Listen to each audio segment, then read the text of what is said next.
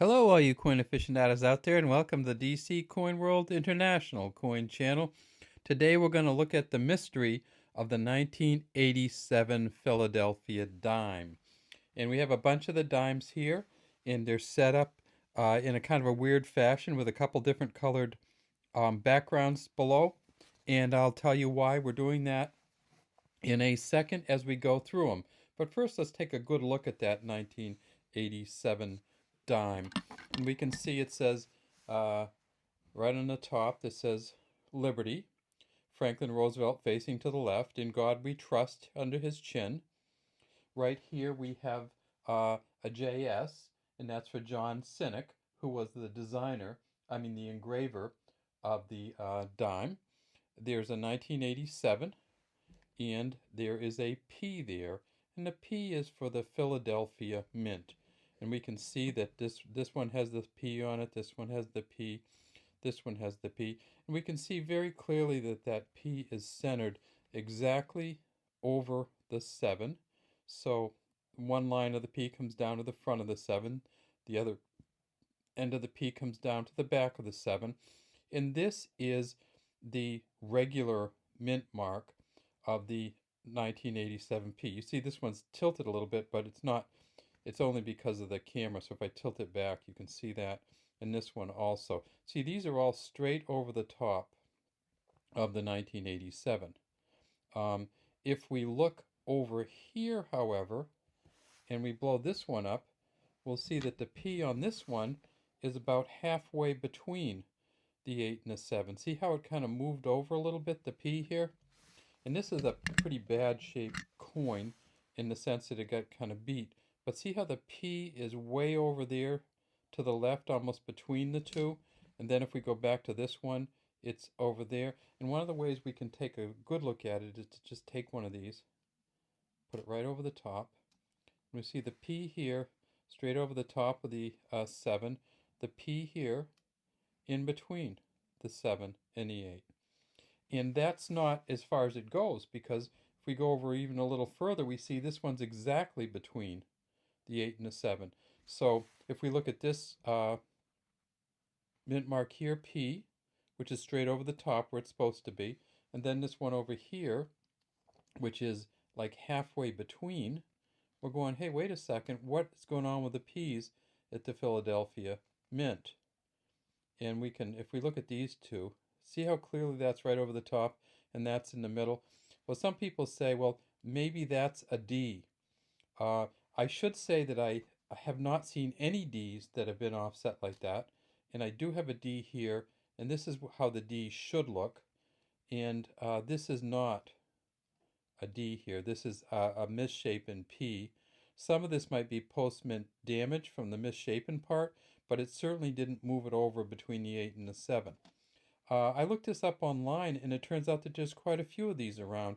In fact, if you look on eBay at the 1987s, you'll see that it moves from here to here in the middle to here way over in the middle. And then it also does something else that's interesting. So this is a regular one again. It starts to tilt on some of them. So see how this P actually starts going to the left a little bit? It actually tilts, and this one tilts way to the left. So it's at the right point on the 8, on the 7, but it tilts. So instead of going straight up and down, see that tilt there? So let's move this middle one out of the way, and you can see it very clearly on this one. This one's going straight up and down. This one kind of going off to the side at quite an angle there too. In fact, that's not as far as that angle goes. It can even go further over, and I'll show you on these ones. So these ones are tilted also. So see how,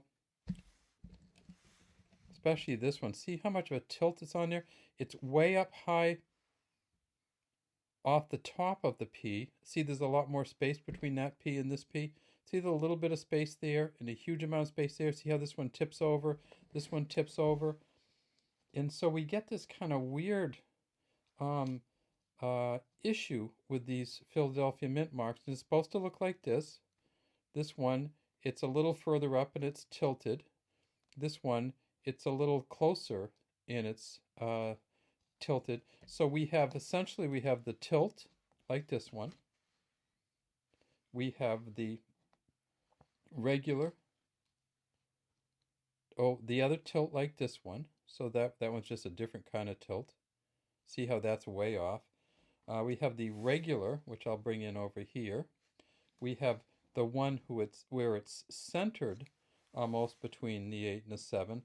And then we have this really weird one where it actually is centered, but it looks more like a D than a P.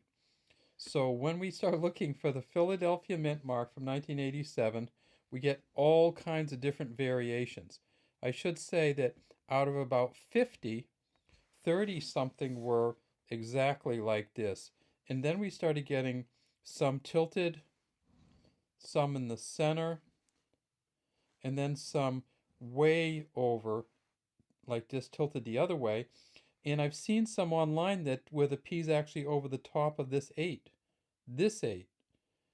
And so I don't know what they did. I looked it up online and I said, is there anybody that kind of knows what happened with these? And one of the Numista websites, there was a guy named Esser Prof who said that all the dies for these are made at the Philadelphia Mint, and then after the dies are made, they stamp on the mint mark. And so he said he assumes that when they stamp the mint mark on, they have to do it on a number of different dies, and somebody probably in 1987, and he was talking about 1988 also, somebody when they stamped the mint mark on the dies before they used them, they stamped them individually by hand with a rod, and that rod was not held steadily by the man who was hand stamping the P onto the die. And so a bunch of these different variations came about from that hand stamping. All right, well, that's all we have today from the DC Coin World International coin channel. Look for some 1987 dimes and see if you can find them also with these different variations. We also started seeing this when we looked in the 1988 dimes. And so look for some of them also, because the 1988 dimes have some of the same variations as the 1987 dime. Some of the centering, some of the tilting, and some of the very, very interesting mint marks that I've ever seen on U.S. coins. All right, have a great day from the DC Coin World International Coin Channel.